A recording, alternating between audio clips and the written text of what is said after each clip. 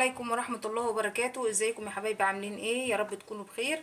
النهارده حبايب قلبي هنعمل مع بعض طريقة وصفة الكنتاكي.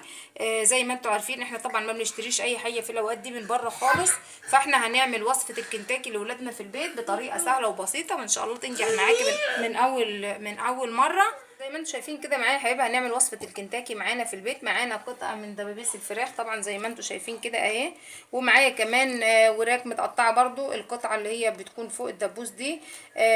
هنعمل القطعتين. فهنبدا مع بعض كده. اول حاجه من خطوات الكنتاكي احنا هننقع معانا الفراخ دي في محلول نقع علشان خاطر تستوي معانا كويس، لان طبعا دي هتستوي عن طريق التحمير بس يا جماعه، مش هتتسلق، فلازم ان احنا ننقعها في محلول هنقول عليه دلوقتي، ونسيبها ونبيتها لتاني يوم فيه علشان خاطر تكون اللحمه مستويه معانا كويس، وفي نفس الوقت ما يكونش فيه اي دم او اي حاجه بين العظم وبين اللحم. زي ما انتم شايفين اول حاجه معانا هنبدا ان احنا ناخد السكينه كده وندي فتحات كده في الفراخ اهو من عند العظم كده يا جماعه اهو. زي ما انتم شايفين القطع دي من عند العظم كده ببدأ افتح كده في الدبابيس دي اهي كذا فتحة كده علشان خاطر المحلول اللي معانا ده يدخل بين اللحم والعظم كويس ويسوي معانا الفراخ بطريقة حلوة. وكمان لما نيجي نحط فيها التتبيلة تقدر ان هي تتشرب معانا من التتبيلة. هنشوف بقى هنعمل مع بعض ايه. هاخد انا دبابيس الفراخ كلها كده اللي معايا، ابدأ كلها اعمل فيها الفتحات دي، وبعدين هنجهز مع بعض كده محلول النقع اللي احنا هنعمله ونشوف هنعمل فيها ايه. خليكم معايا صحيح قلبي كده. بعد لما عملنا الفراخ زي ما انتم شايفين كده وعملنا فيها فتحات كده بالسكينه، هنبدا بقى نجهز مع بعض كده محلول النقع اللي احنا هننقع فيه الفراخ. زي ما انتم شايفين معايا كده لتر من الميه، بحط فيه 4 معالق كبار من الملح. بسم الله.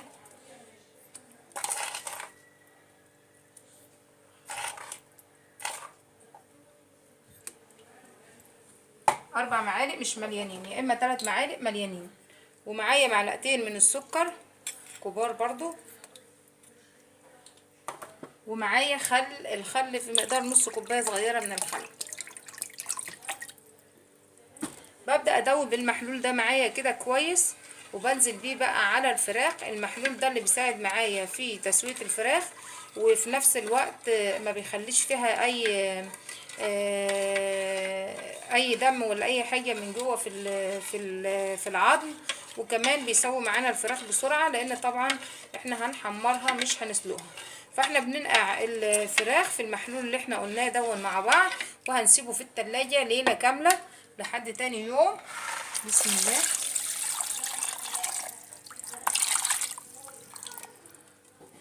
اهو يا جماعه ده محلول النقع بتاعنا. بنبدا بقى ننزل كده في الفراخ دي ونسيبها زي ما انتم شايفين كده، وهغطيها واحطها في التلاجة لحد تاني يوم.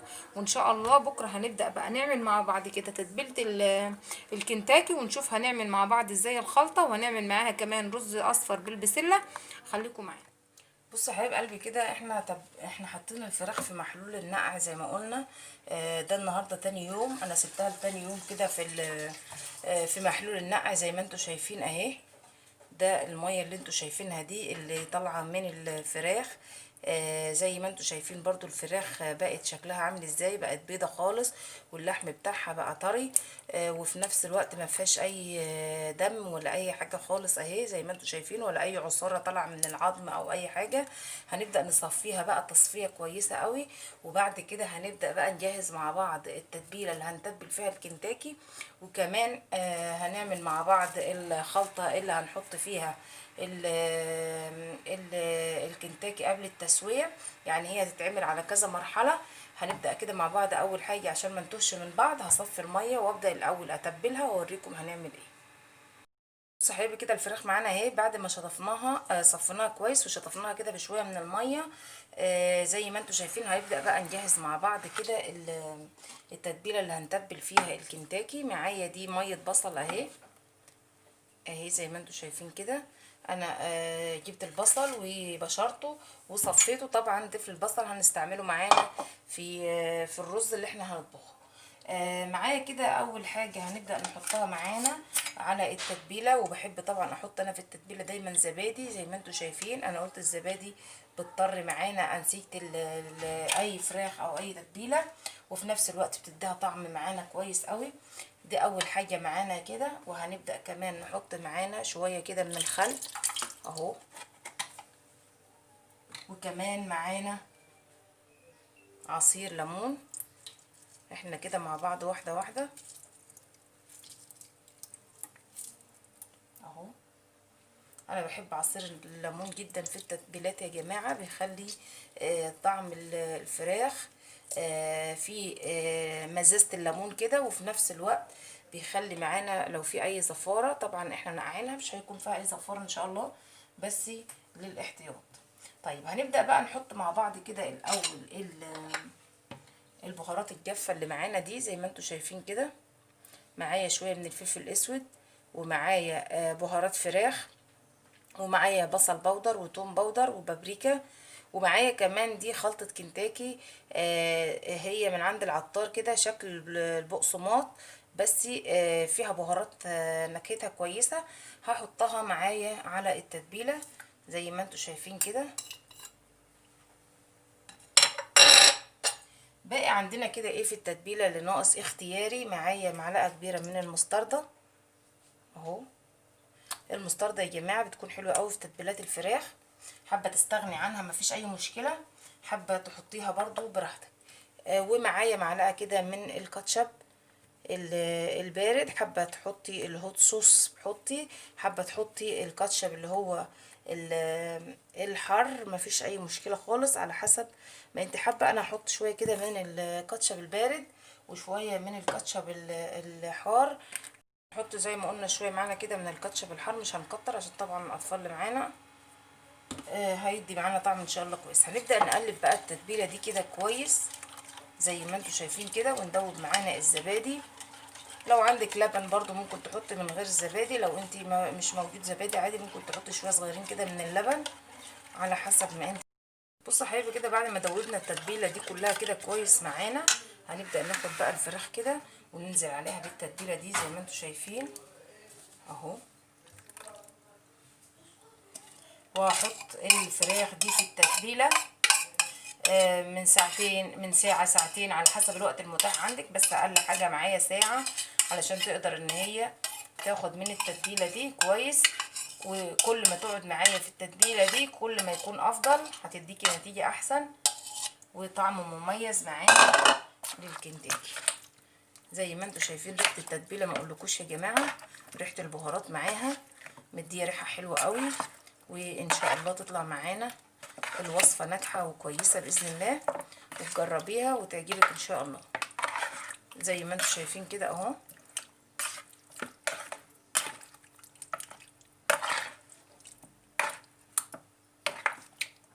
طبعا الفتحات اللي احنا عاملينها في الفراخ دي هتخلي الفراخ تشرب معانا كويس قوي من التتبيله. انا هغطيها واحطها في التلاجة، وكل مثلا نص ساعه او حاجه على قد الوقت اللي معاكي متاح بتبداي ان انت تاخدي من التتبيله اللي تحت دي وتزودي على الفراخ من فوق علشان تتشبع كويس قوي معانا من التتبيله اللي معانا دي. وبعد كده هنبدأ مع بعض نجهز مع بعض البانيه للتحمير وللتغطية والكفر النهائي اللي هنحطه عليه زي ما انتم شايفين كده. هنبدأ مع بعض خطوة بخطوة وخليكم معايا.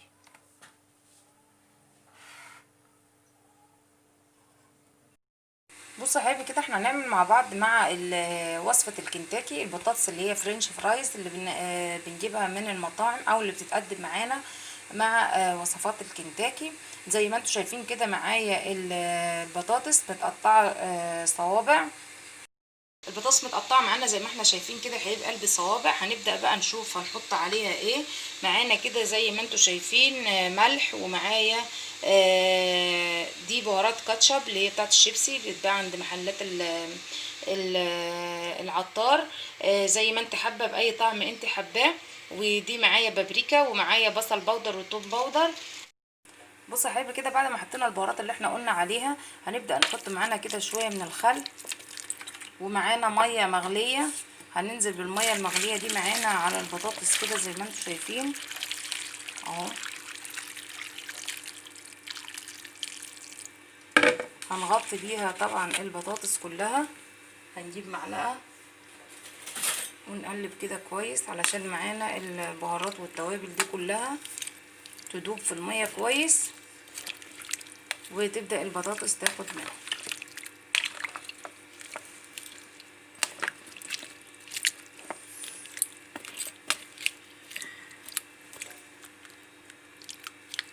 هزودها كده شوية من المية المغلية برضو وهغطي عليها وهسيبها بقى ونجهز مع بعض كده الكنتاكي ونشوف هنعمل كمان معانا البطاطس دي ازاي وهيكون شكلها عامل ازاي. خليكم معايا. بصوا يا حبايبي كده احنا هنعمل مع بعض الرز الاصفر بالبسله زي ما انتم شايفين كده. معايا بصلتين كبار ومعايا كمان البصل تفل البصل اللي كان باقي من تتبيله الكنتاكي. حطيته مع شويه من الزيت كده وبدات ان انا اشوحه على النار تشويحه بسيطه كده.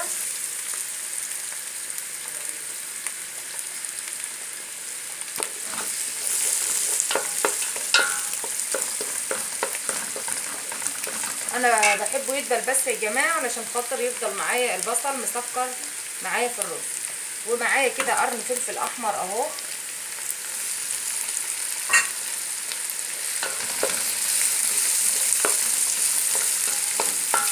ومعايا هنا البهارات اللي هنزل بيها اهو يا جماعه. معايا انا كده يا جماعه بودره زعفران. بودره الزعفران هنا معايا لونين يا جماعه، في منها لون فاتح ولون غامق.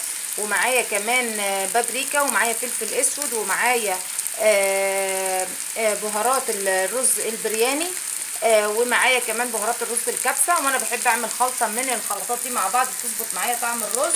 ولو عندك كركم او كاري حابه تحطي عليهم علشان تزودي اللون معاكي مفيش مشكله.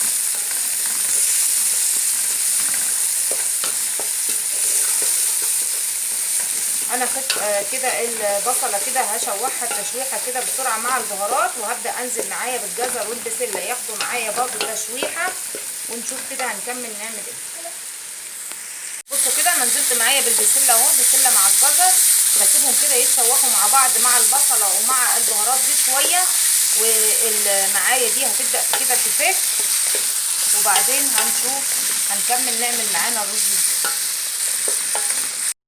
بصوا يا حبايبي كده بعد ما شوحنا معانا البسله كده والجزر مع البهارات اللي احنا حطيناها والبصل وكمان حطيت عليها شويه من تتبيله الفراخ الكنتاكي وهقلب كده معاها الرز انا غسلاه ونقعاه. هبدا انزل كميه الرز معايا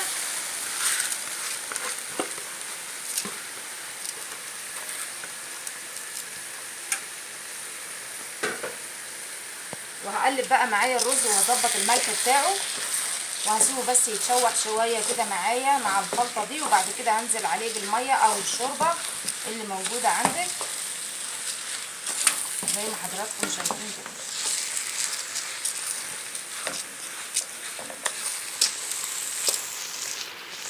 الريحه يا جماعه ريحه البهارات بتاعت اللي محطوطه على الرز دي طعمها وريحتها حلوه قوي بتظبط معايا طعم الرز.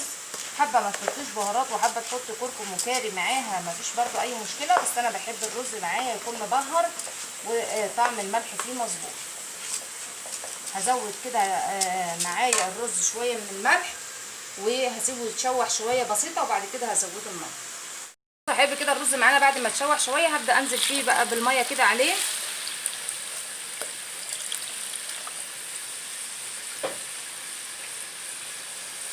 انا بحب الميه تكون قليله مع الرز اللي بالخلطه او اي رز اصفر يا جماعه غير الرز الابيض علشان خاطر الرز يكون معايا مفلفل، مش عايزاه يكون معجن معايا زي. بصوا يا حبايبي كده احنا كده هنبدا نعمل مع بعض الكفر اللي هنعمل بيه الكنتاكي.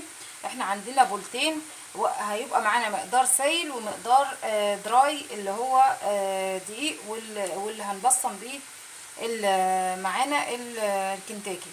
معايا زي ما انتم شايفين كده في البوله اللي فيها السوائل دي معايا فيها بيضتين ومعايا هنا من البهارات معلقه كبيره من البابريكا، معلقه كبيره من الثوم البودر، معلقه كبيره من البصل البودر، معلقه كبيره من الفلفل الاسود، معلقه كبيره من البيكنج باودر، ومعايا كمان دي بهارات فراخ هاخد المقدار ده اقسمه نص منه على المقدار السايل ونص منه على المقدار اللي هو اللي فيه الدقيق ده.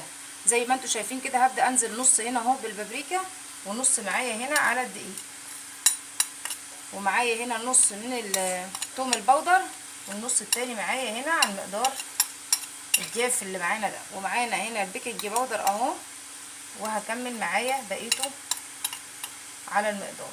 وده البصل البودر، وهنا نفس البهارات، هياها نفس البهارات بالظبط، بس انا باخد نص المقدار هنا ونصه هنا زي ما انتوا شايفين كده اهو. يعني هياها نفس البهارات اللي بتتحط على المقدارين، هياها نفس البهارات واحده. انا كده قلبت كده معايا المقدار الجاف ده كده، هاخده كده على جنب، وابدا بقى معايا اجهز المقدار التاني معايا. ومعايا كمان ما ننساش معلقه من النشا، احطها معايا على الدقيق، وهحط على الدقيق التاني اللي هحطه على المقدار العجينه دي برده معلقه من النشا. انا معايا كده المقدار اللي انا عملته زي ما انتم شايفين كده، البيض والبهارات اللي عليه، هبدا انزل عليه بشويه كده من اللبن اهو. حابه تحطي لبن ماشي، حابه تحطي ميه برده اللي موجود عندك اعملي بيه. هبدا بسم الله كده ادوب معايا البيض مع البهارات اللي معايا دي كده واللبن. انا هزود معايا شويه كده على الخليط اهو، وهبدا انزل معايا بكوبايه الدقيق اللي عليها البيكنج باودر وعليها معلقه من النشا، وهبدا ان انا اقلب الخليط ده كده مع بعضه، وهنشوف قوامه وسمكه هيكون عامل ازاي. خليكم معايا. بصوا كده يا حبايب قلبي، معايا الخليط اهو اللي احنا هننزل بيه بالفراخ. زي ما انتم شايفين الفراخ اهي بقى شكلها حلو قوي وهي متتبله اهي. هبدا انزل في الخلطه اللي معايا دي كده بدبابيس الفراخ الاول اهو، وهبدا ان انا اقلبها كده كويس في الخليط اللي معايا ده.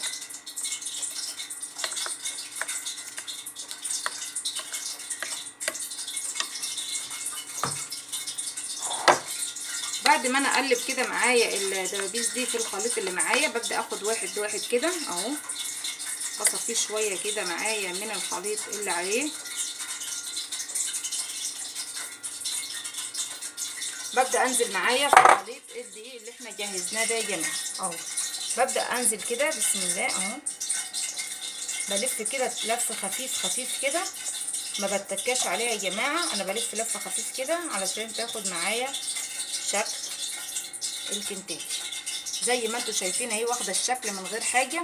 معايا ميه متلجه، بنزل كده بسرعه كده واطلع اهو، وبنزل تاني معايا في الخليط علشان خاطر تاخد معايا الشكل، وفي نفس الوقت الخليط اللي معايا يثبت. حابه ان انت تستغني عن الميه المتلجه دي برضو مفيش مشكله، حابه ان انت تستعمليها يكون افضل. بس كده الفراخ معانا متبله والخلطه اللي معانا مظبوطه، فان شاء الله تطلع معاكي شكلها كويس. زي ما انتم شايفين كده انا معايا زيت على النار سخن، هنبدا ننزل مع بعض كده ونشوف هنعمل ايه. بصوا يا حبايبي كده انا معايا زيت سخن على النار، ببدا انزل معايا بسم الله كده اهو. لازم الزيت معايا يغطي الكنتاكي يا جماعه عشان يطلع معايا كويس ومقرمش، وفي نفس الوقت يتحمر من الناحيتين، ما اقلبش فيه كتير. فزي ما انتم شايفين كده انا هنزله على زيت سخن اول دقيقه كده، وبعد كده ههدي النار لما يستوي كويس، وبعد كده هعلي عليه قبل ما اطلعه من الزيت كده بس اهو، علشان الكنتاكي معايا القشره اللي عليها دي ما تطلعش منها.